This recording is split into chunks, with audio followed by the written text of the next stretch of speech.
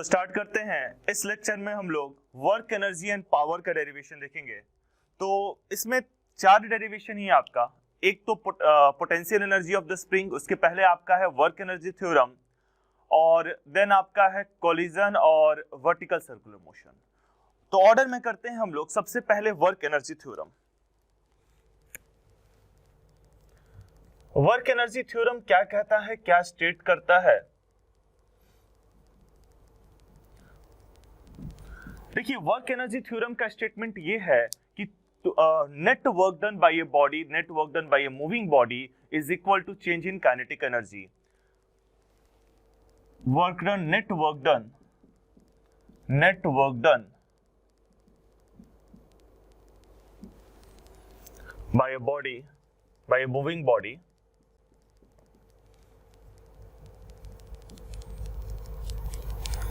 is equal to change in kinetic energy।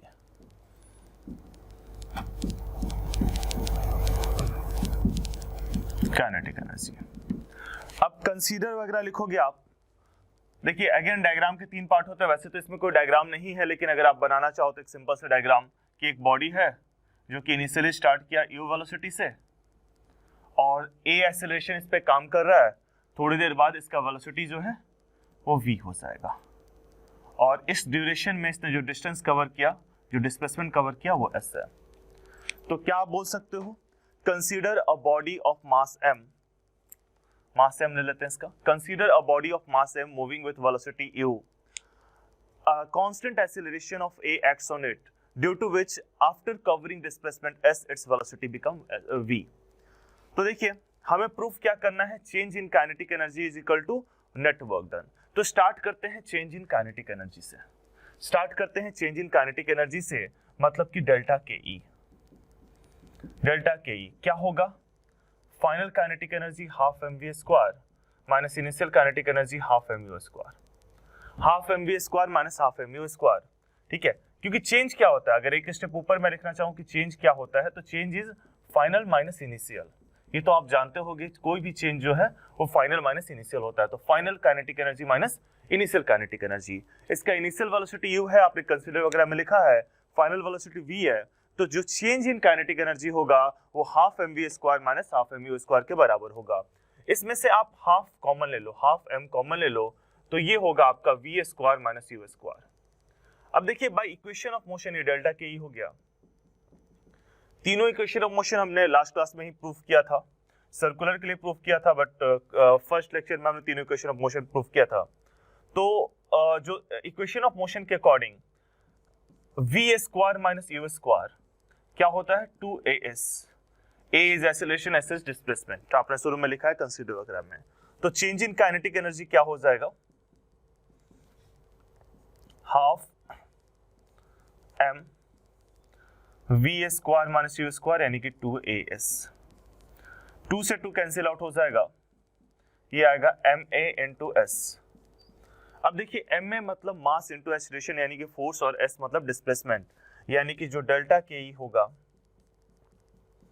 वो होगा आपका फोर्स इंटू डिस्प्लेसमेंट, और फोर्स इंटू डिस्प्लेसमेंट क्या होता है आपका, वर्क डन होता है। तो change in kinetic energy is equal to work done. ये आपका प्रूफ हो गया। So this is the work energy theorem. इसे हम कैलकुलस मेथड से भी प्रूफ कर सकते हैं।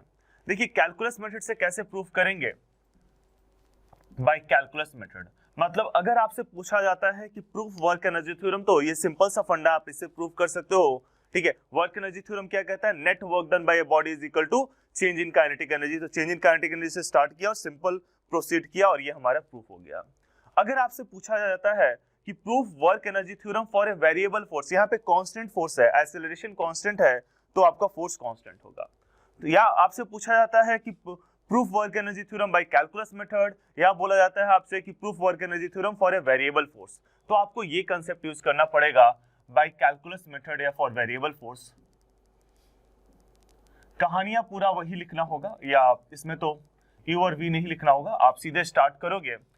आपको पता है work done, as work done क्या होता है, फोर्स इनटू डिस्प्लेसमेंट होता है, लेकिन ये वेरिएबल फोर्स है, तो वेरिएबल फोर्स के केस में वर्क डन क्या हो जाएगा, एफ डी एस का इंटीग्रेशन। वर्क डन क्या हो जाएगा, एफ डी एस का इंटीग्रेशन। नाउ फोर्स जो है वो होता है मास इनटू एक्सेलरेशन। अब देखिए एक्सेलरेशन का दो फॉर्मूला होता है, आप एक्सेलरेशन को dv बाई dt लिख सकते हो या एक्सेलरेशन को v dv बाई ds लिख सकते हो। दो फॉर्मूला होता है, दोनों हमने डिस्कस किया हुआ है जब हम लोग इक्वेशन ऑफ मोशन प्रूफ कर रहे थे। तो यहाँ पे ds के टर्म में है तो ds वाला इक्वेशन लिखेंगे, मतलब कि am इंटू एक्सेलरेशन की जगह लिखेंगे v dv बाई ds। ये आपका फोर्स आ गया।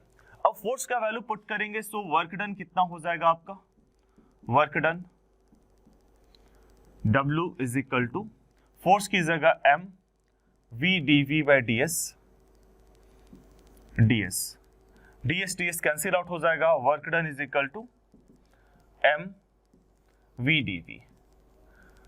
dv का इंटीग्रेशन लिमिट लगा के करेंगे, फ्रॉम द लोअर लिमिट आपका u हो जाएगा और अपर लिमिट v हो जाएगा। तो ये आप एक स्टेप लिखोगे integrating within the limit, और उसके बाद ये स्टेप लिखोगे, या यहीं पे आप लिख दो integrating within the limit bracket में, integrating within the limit.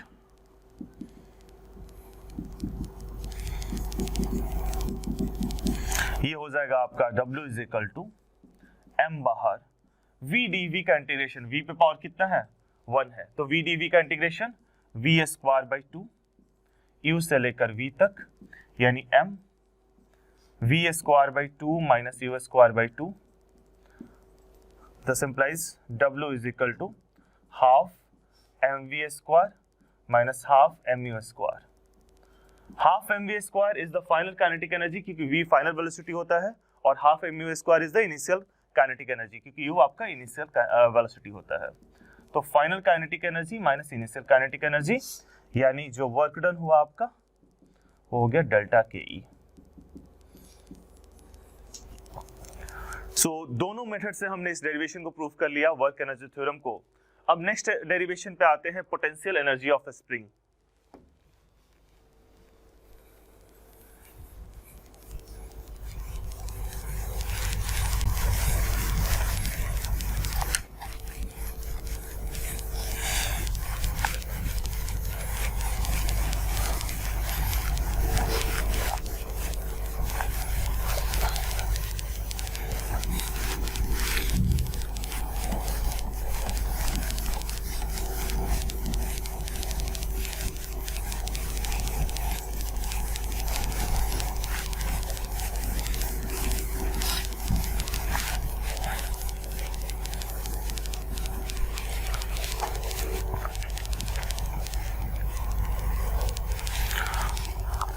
देखिए नेक्स्ट है हमारा potential energy of A spring.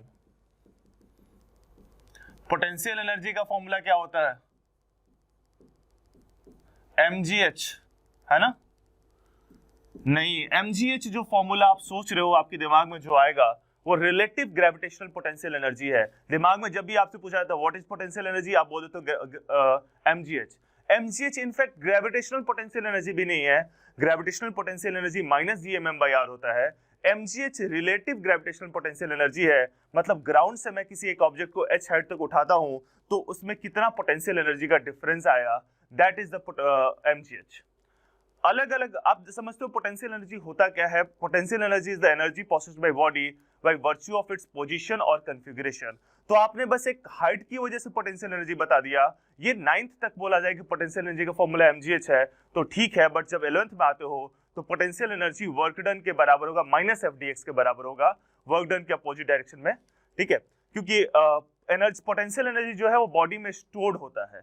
Like आपने स्प्रिंग को खींचा, आपने फोर्स इधर की ओर लगाया, ठीक है, आपने फोर्स स्प्रिंग को खींचा और जब छोड़ा, स्प्रिंग को खींचकर जब छोड़ा तो फोर्स जो है वो अपोजिट डायरेक्शन में लग रहा होगा, डिस्प्लेसमेंट x इधर की ओर हुआ है। तो चलिए देखते हैं स्प्रिंग के केस में, जैसे कि ये हमारा एक स्प्रिंग है, 3 4, ये 4 गोला बनाया है तो 4 गोला ही रहेगा। स्प्रिंग को खींचेंगे भी तो ये 5 नहीं हो सकता है, ठीक है, ये 4 ही रहेगा, स्प्रिंग बड़ा हो जाएगा। लाइक अगर मैं इसको खींचता हूं तो ये कुछ ऐसा हो जाएगा, ये देखिए 4 गोला ही रहेगा। मास जो है वो x से खींच गया है, आपने मास को x से खींच दिया है ऐसे, और जब आप रिलीज करोगे, इसमें पोटेंशियल एनर्जी स्टोर हो गया है, जब आप रिलीज करोगे या जब आप यहाँ पे रोके रहोगे, तभी भी इसके पास पोटेंशियल एनर्जी है।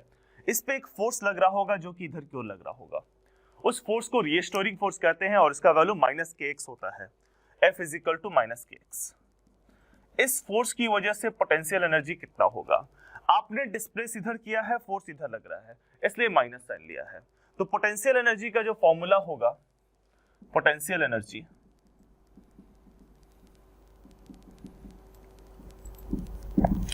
देखिए, अगेन डेरिवेशन में 3 चीजें, डायग्राम, कहानियां और मैथमेटिकल पार्ट। तो डायग्राम और मैथमेटिकल पार्ट में डिस्कस करूंगा, कहानियां आप लिख दोगे, जो आपने किया है वो लिखोगे consider a spring of spring constant k, ठीक है, in which a mass m is attached as shown in the figure. Let this be displaced by a displacement x as shown in the figure. ठीक है, आप लिख दोगे let ground be the frictionless।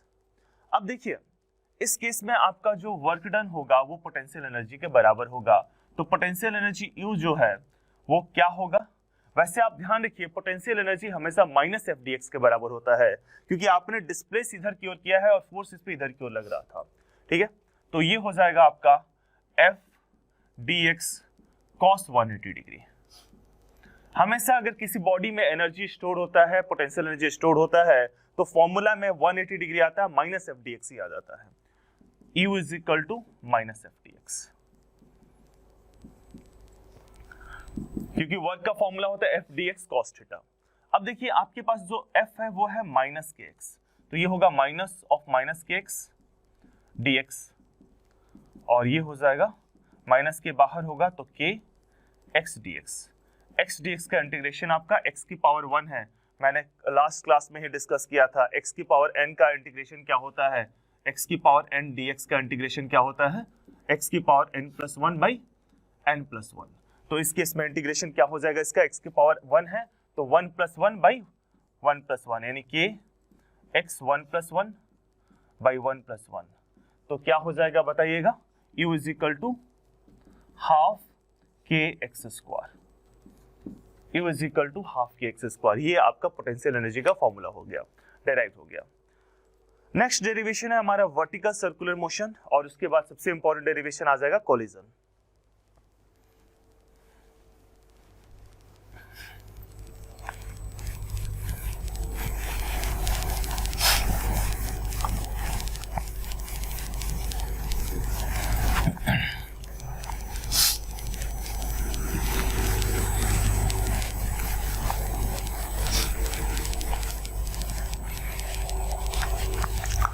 Vertical circular motion, देखिए अगर vertical circular motion समझना है तो किसी चीज को, सपोज करते हैं ये हमारे पास एक हेडफोन है,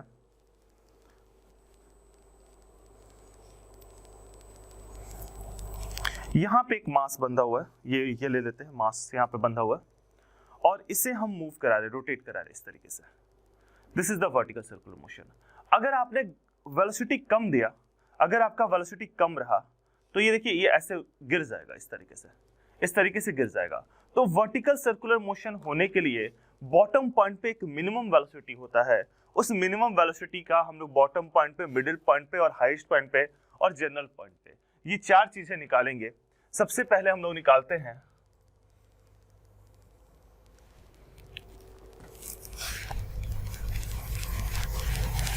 एक सर्कल बना देते हैं सबसे पहले, और इस सर्कल में आपका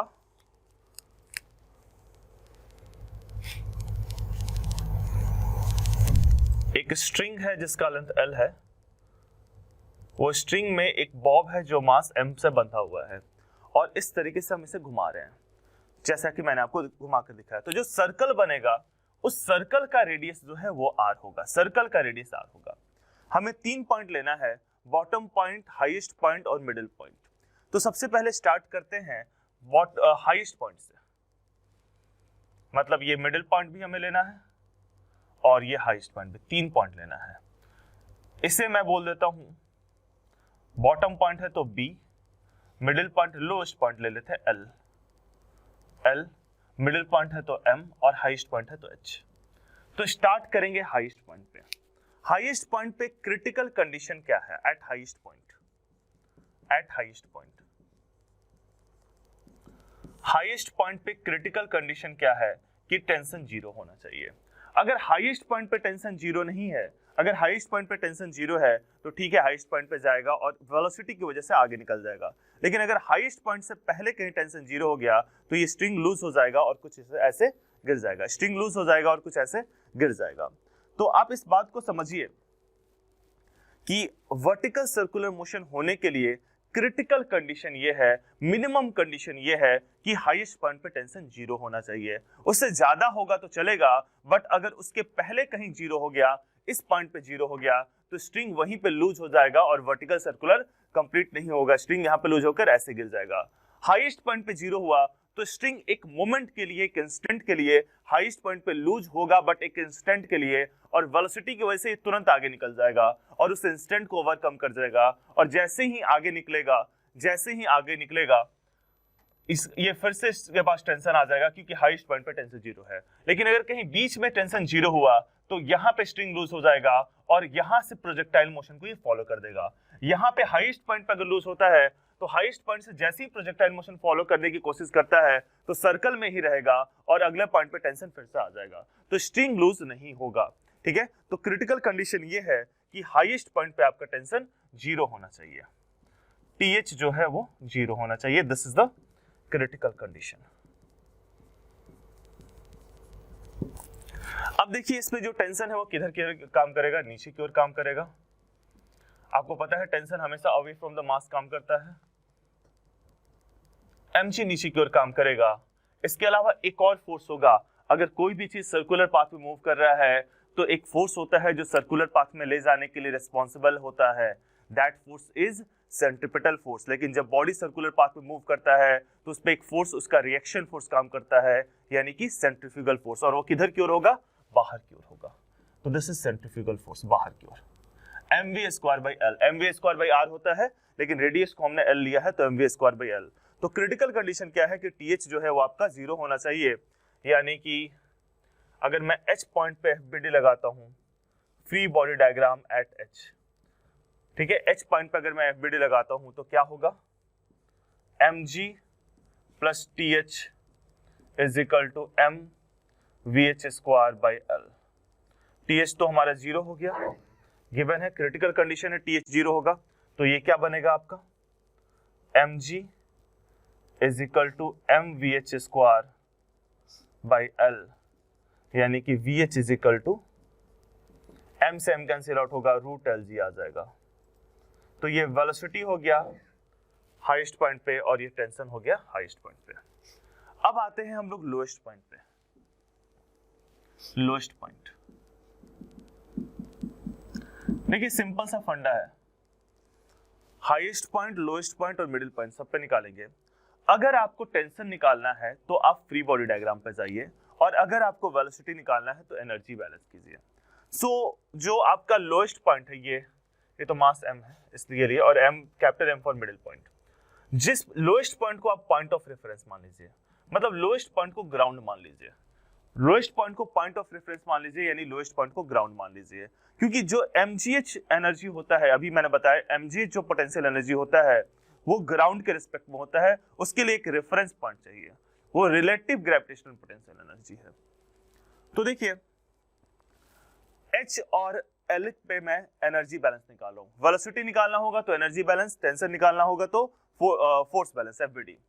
तो बाय अप्लाइंग एनर्जी बैलेंस या by law of conservation of energy,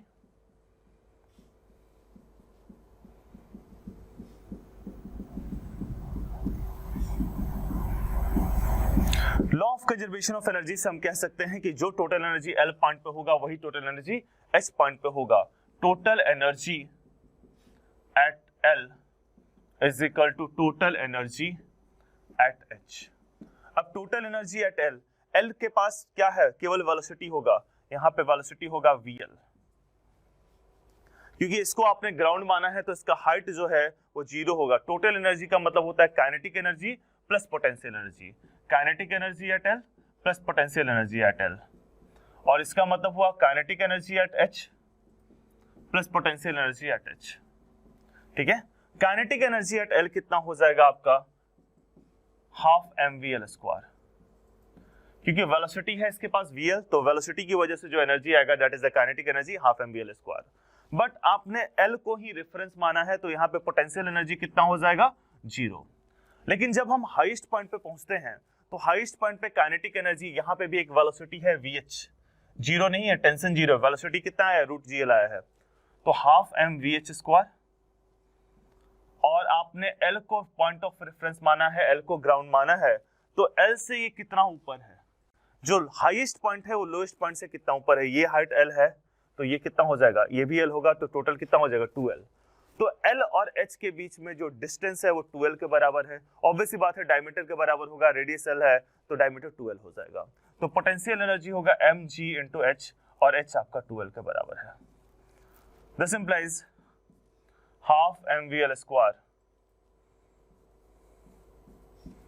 is equal to half m into VH कितना है, √Lg का होल स्क्वायर प्लस 2mgl, और ये हो जाएगा आपका half mvl square is equal to 5/2mgl।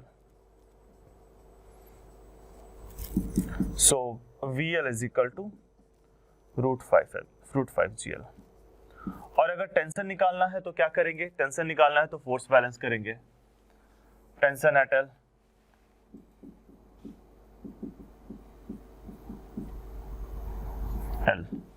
सो देखिए फोर्स बैलेंस करते हैं, तो इस पॉइंट पे आपका कौन कौन से फोर्स काम कर रहा है, इस m को इधर लिख देता हूं मैं।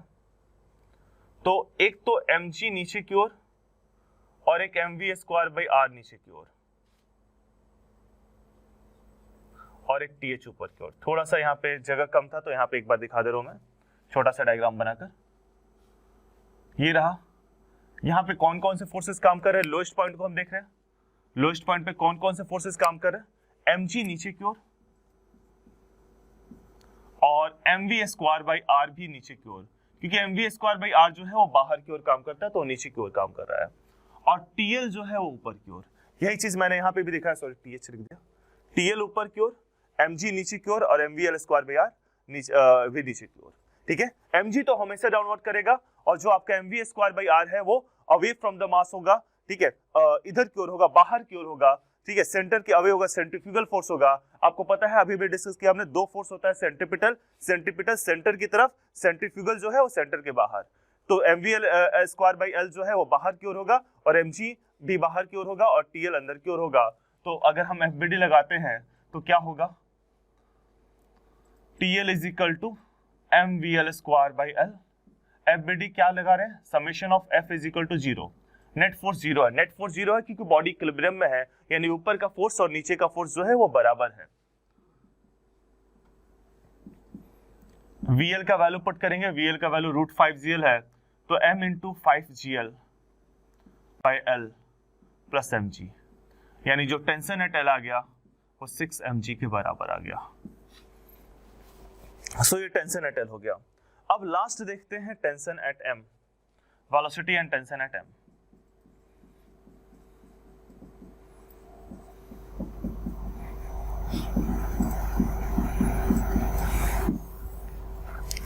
सो L और M का एनर्जी कंजर्वेशन लगा देते हैं। L हमारा पॉइंट ऑफ रेफरेंस है, L का हाइट 0 है, तो M का हाइट कितना होगा, L के बराबर होगा। M का हाइट कितना होगा, ये हाइट नहीं होगा, हाइट मतलब वर्टिकल डिस्प्लेसमेंट, तो L के बराबर होगा। तो वेलोसिटी निकालने के लिए, वेलोसिटी के लिए हमें क्या करना होगा, एनर्जी बैलेंस करना होगा। मतलब total energy at L is equal to total energy at M। Total energy at L कितना होगा, हाफ mvl स्क्वायर प्लस 0, और टोटल एनर्जी एट M कितना होगा, half mvm square plus mg into L, क्योंकि इसका हाइट जो है वो L के बराबर है, लेंथ के बराबर है, स्मॉल l ले लेते हैं, लेंथ के बराबर, वर्टिकल डिस्प्लेसमेंट, तो mg इंटू L हो जाएगा। VL का वैल्यू पुट कर दीजिए, अभी अभी आपने निकाला √5gl, तो √5 mgl 5 mgl by 2 is equal to half mvm square plus mgl। आपको समझ में आ गया होगा, VL का वैल्यू हमने √5gl जो निकाला वो पुट कर दिया, VL स्क्वायर आपका 5gl हो जाएगा, तो ये 5mgl/2। इधर mgl आएगा, 5mgl/2 माइनस mgl आपका 3mgl हो जाएगा, तो half 3/2 mgl, half mvm square is equal to 3/2 mgl, और m से m कैंसिल आउट हो जाएगा, आपका Vm जो है वो आएगा √3gl, Vm आपका √3gl आएगा। हमने वेलोसिटी निकाल लिया m पे, अब टेंशन निकालते हैं। तो टेंशन के लिए देखिए Tm इधर की ओर होगा और बाहर की ओर एक फोर्स लगेगा, वो होगा mvm स्क्वायर बाई l। तो हम लिख सकते हैं टेंशन के लिए Tm is equal to mvm square by l, यानी कि 3mgl by l, l cancel out हो गया, 3mg। So tension at m आ गया हमारा 3mg। देखिए इसका जो वेट है mg का कोई कंपोनेंट नहीं होगा इसके डायरेक्शन में। इसमें 3 फोर्सेस काम कर रहे हैं, mg वर्टिकली डाउनवर्ड काम कर रहा है, mv स्क्वायर बाई l इधर की ओर काम कर रहा है, tm इधर की ओर काम कर रहा है। तो mg का अगर आप कंपोनेंट इधर लो या इधर लो, थीटा कितना है 90 डिग्री है, तो cos 90 कितना होता है 0 होता है, तो mg का कोई कंपोनेंट इधर काम नहीं करेगा या ना ही इधर काम करेगा, tm इधर की ओर और mvm स्क्वायर बाई l इधर की ओर। ठीक है, तो हमने दोनों को इक्वेट कर दिया क्योंकि बॉडी इक्विलिब्रियम में है, बॉडी इक्विलिब्रियम में यानी नेट फोर्स 0, यानी इधर का फोर्स और इधर का फोर्स बराबर होगा। सो ये हो गया हमारा वर्टिकल सर्कुलर मोशन का डेरिवेशन। अब लास्ट डेरिवेशन आते हैं हम लोग जो इस टॉपिक का है, जो सबसे बड़ा और सबसे इंपॉर्टेंट है, कोलिजन।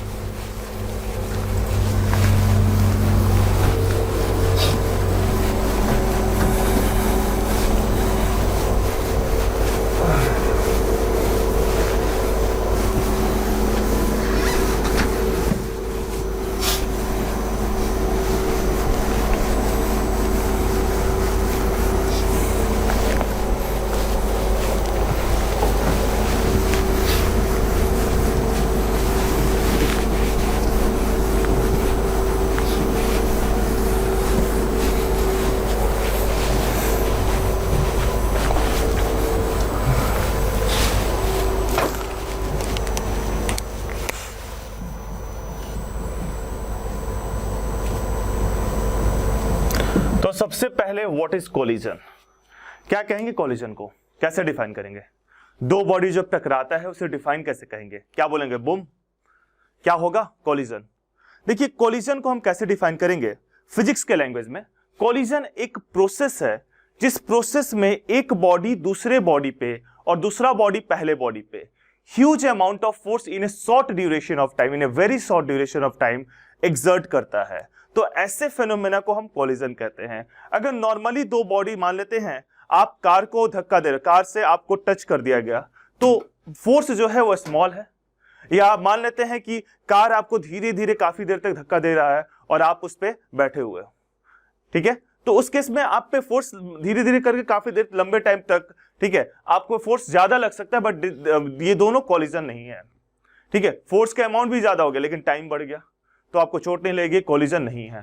कोलिजन कब होता है? जब दो बॉडी एक दूसरे पे huge amount of force in A short duration of time exert करते हैं। ठीक है, ड्यूरेशन भी शॉर्ट होना चाहिए, फोर्स भी हाई होना चाहिए, तब हम कोलिजन कहेंगे। तो collision is a process in which two bodies exert huge amount of force on each other in A short duration of time. Collision का हमारा डेरिवेशन है, देखिए कोलिजन जो है वो 3 टाइप का होता है, इलास्टिक, इनइलास्टिक और परफेक्टली इलास्टिक। इलास्टिक जिसका हम लोग डेरिवेशन पढ़ने वाले हैं, ये तो रियल लाइफ में होता ही नहीं है, आइडियल केस है। पहले हम लोग हर चीज आइडियल पढ़ते हैं, ठीक है, जो कि रियल लाइफ में नहीं होता है, ठीक है, एंड देन रियल सिनेरियो पे आते हैं। जैसे हम पढ़ते हैं फ्रिक्शनलेस सर्फेसेस, फ्रिक्शन लेते ही नहीं है, ठीक है, न्यूटन लॉज ऑफ मोशन, जो फर्स्ट लॉ जो है, body and motion continue to be in motion, frictionless surface के लिए है। आपने फ्रिक्शनलेस सर्फेस कभी नहीं देखा होगा, हार्ड आइस भी उसके पास भी फ्रिक्शन होता है, कम होता है बट फ्रिक्शन होता है। फ्रिक्शनलेस सरफेस पॉसिबल ही नहीं है रियल लाइफ में। तो कॉलिजन आपका 3 टाइप का होता है, इलास्टिक, इनइलास्टिक और परफेक्टली इनइलास्टिक।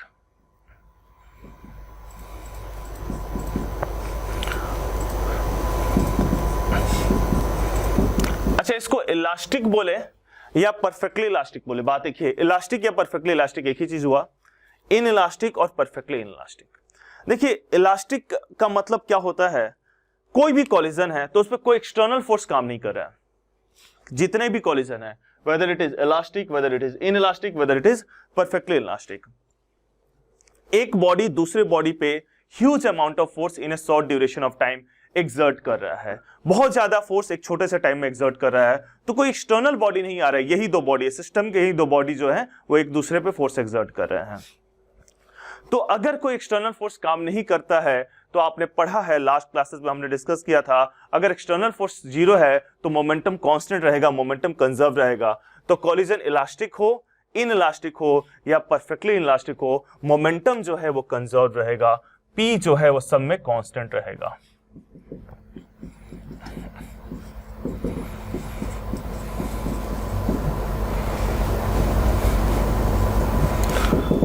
इलास्टिक में एक स्पेशल केस होता है जो कि रियल लाइफ में पॉसिबल नहीं है। देखिए एनर्जी भी तीनों में कांस्टेंट रहेगा, law of conservation of energy universal law है, वो तो वैलिड रहेगा ही।